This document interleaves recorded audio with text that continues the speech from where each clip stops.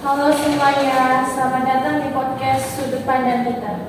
Tempat kita membahas isu-isu hangat dan faktual yang sedang terjadi di sekitar kita. Dan episode kali ini kita akan mengupas tuntas sebuah fenomena tentang terjadinya balik maraknya judi online di kalangan remaja. Baik, silakan tolong perkenalkan diri kalian. Mungkin dari saya dulu ya. Perkenalkan nih teman-teman, saya Ahmad. Saya itu korban judol dulu ya, suka banget main judol dan emang gara-gara terdesak aja di sini saya makanya diundang dan akan membagi tips dan trik juga ya. Dibantu nanti sama dokter psikolog.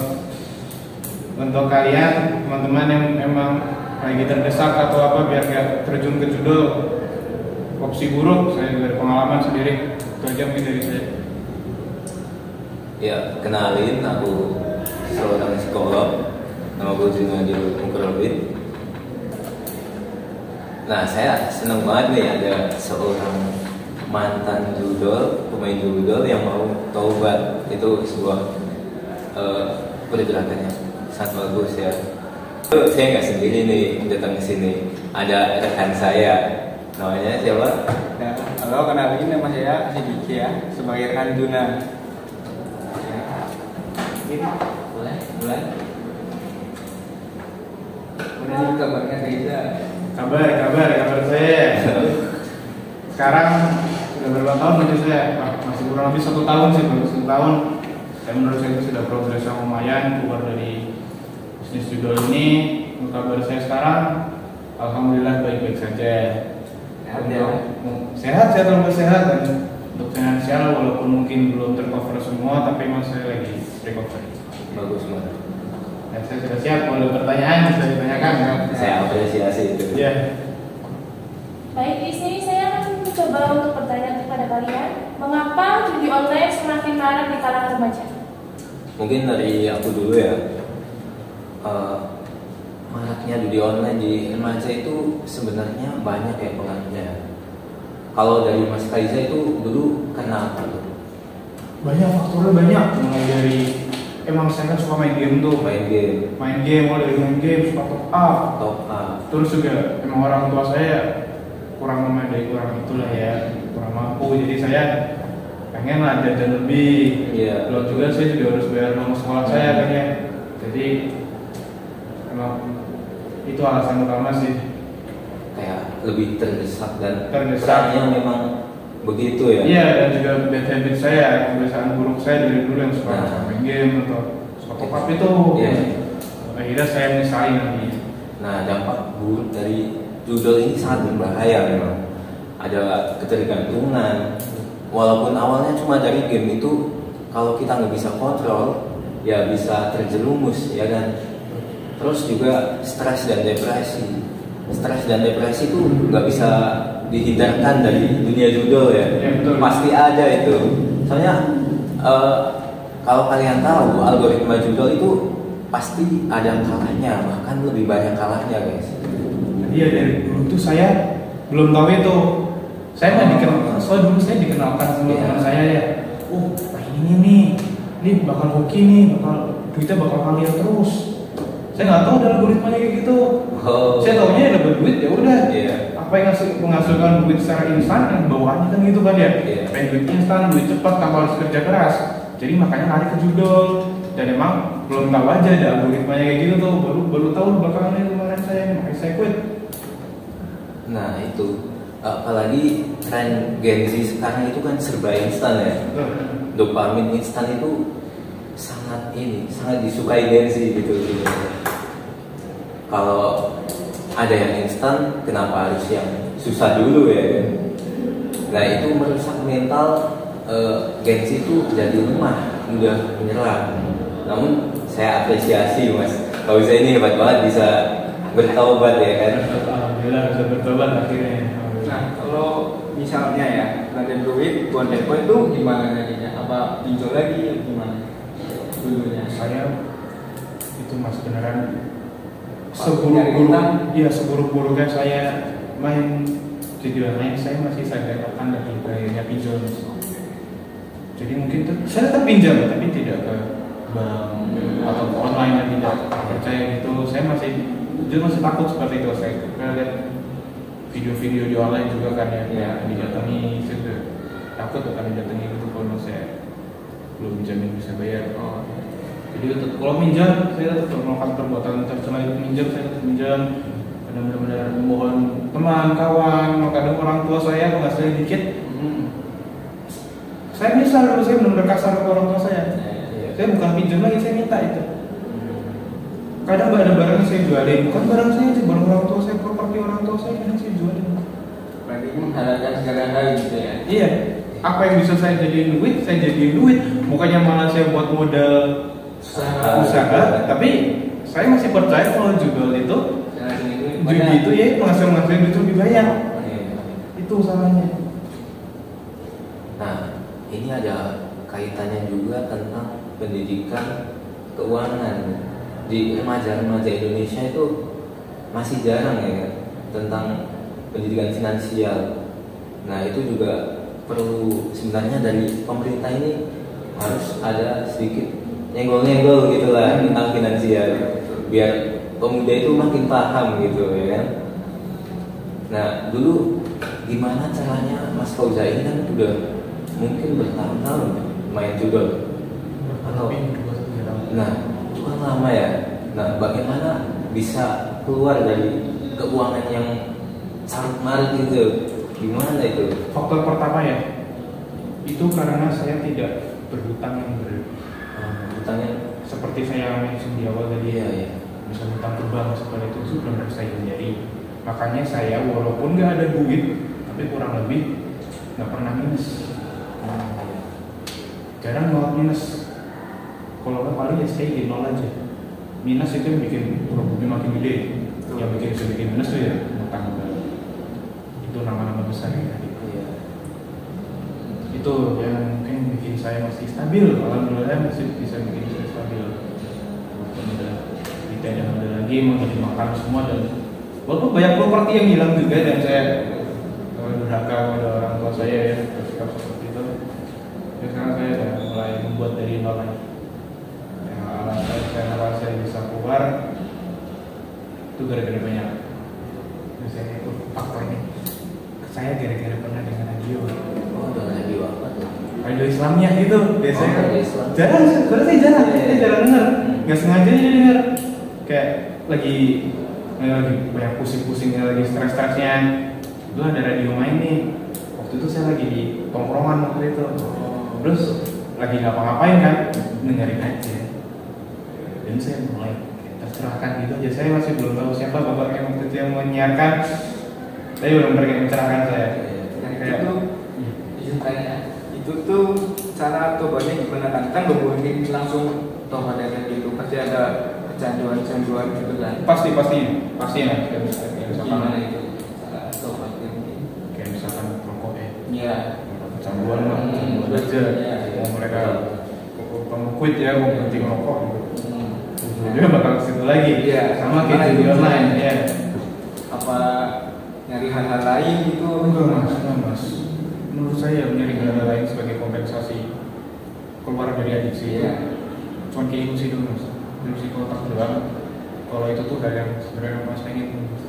Ya. Kayak gitu. Sebenarnya jadi saya benar-benar menguatkan jiwa hati raga, stop dan nggak ada pengganti, ya kan? Kompensasi buat apa yang saya stop waktu itu. Dan emang Allah sih. Ini sih benar ya. Mungkin dapat hidayah kan? Iya mungkin.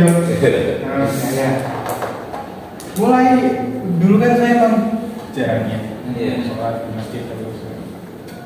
Merasa menyesal banget dan yang bikin saya mungkin gak dari dulu bertobat adalah saya takut, malu ke Allah. Saya malu, saya udah kayak gini nih masa berhadapan di depan Allah yang minta pengampunan. Tapi akhirnya ya setelah mendengar aja itu saya orang semua bakal dimaafin gitu. Kalau udah kayak gini balik lagi ke Allah aja, itu malu jalan satu-satunya itu. Memberanikan diri saya langsung sering lagi ke masjid, ngobrol sama ustadz di sana, tentang masalah saya sering cerita dengan pemuda-pemuda juga di sana kalau ada misalkan maghrib tuh sebelum maghrib kan biasanya ada TPA, biasa anak-anak dari ngobrol di situ jadi ya. Nah, saya lihat nih dari pengalaman Mas Ahmad ini menurut saya dia itu tidak sepenuhnya terjerumus dalam judul. Dia masih punya sisi di mana, iya betul, sisi baiknya masih ada. Dia punya strategi bahkan tidak sepenuhnya pinjol sampai minus. Dia pasti punya strategi. Ini sebenarnya mindsetnya bagus, cuma salah penempatan. Kalau ini ditempatkan mungkin buat bisnis, ini pasti bagus banget, iya kan? Nah, kalau dari sisi psikologis itu mindset itu sangat berpengaruh, ya. Kalau kita mudah terpengaruh oleh hal-hal buruk, otomatis walaupun kita punya sisi baik nih, punya pendirian yang baik, kalau mudah disetir, ya apa gunanya pendirian kita gitu, ya kan?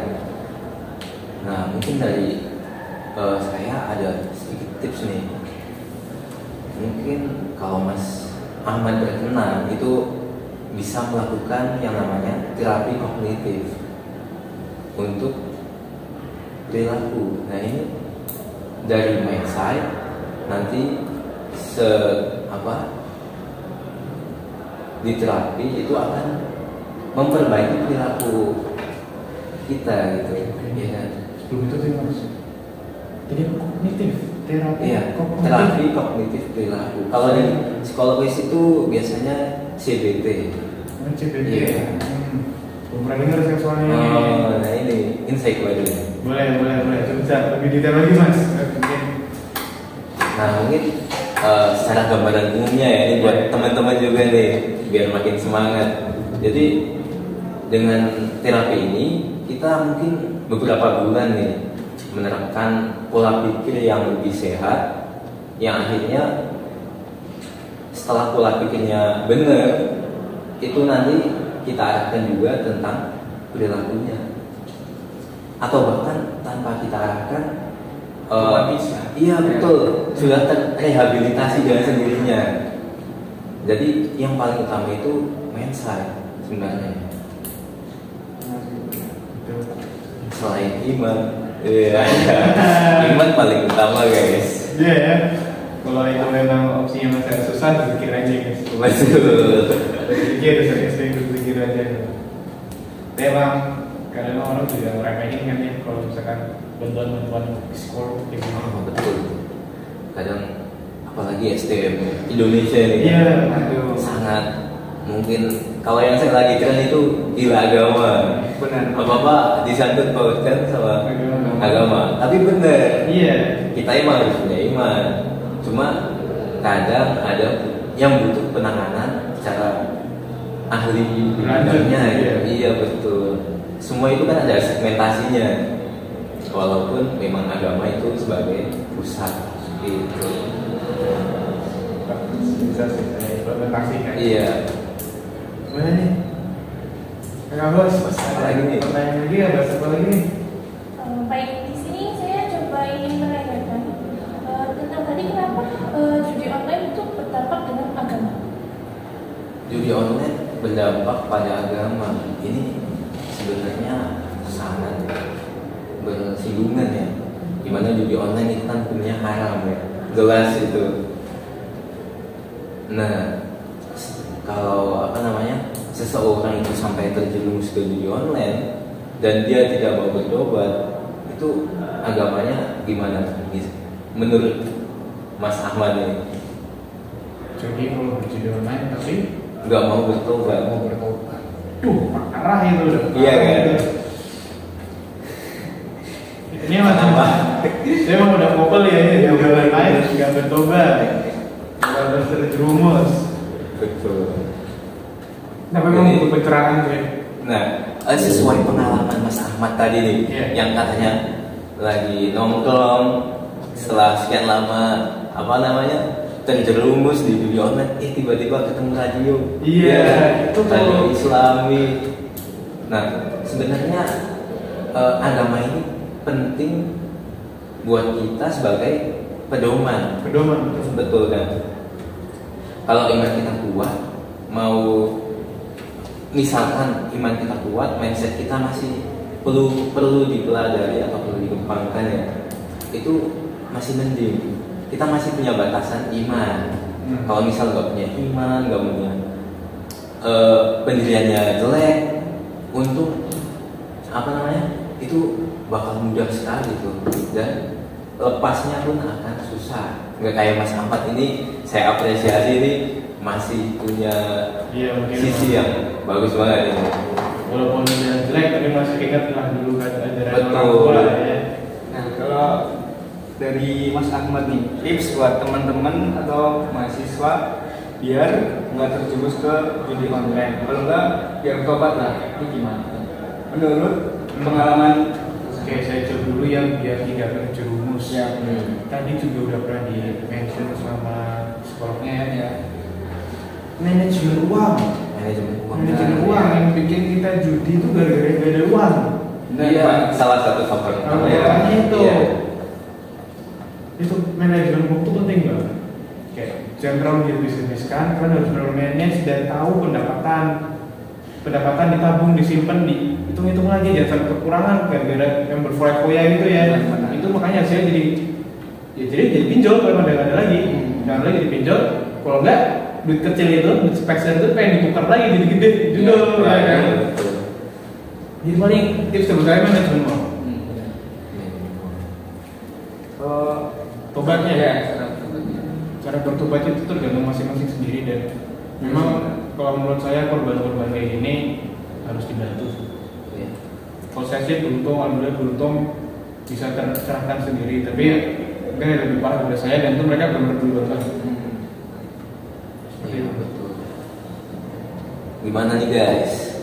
Udah terserahkan belum?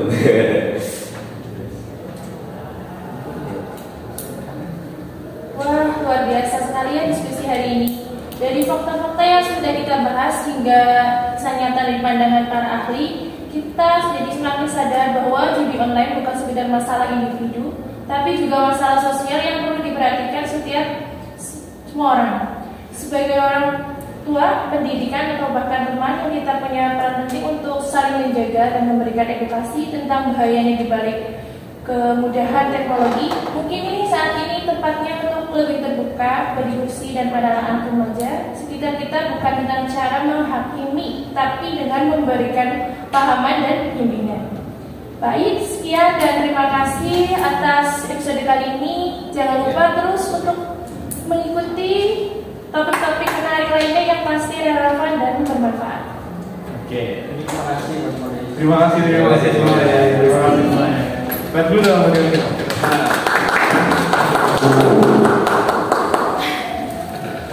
Orang record.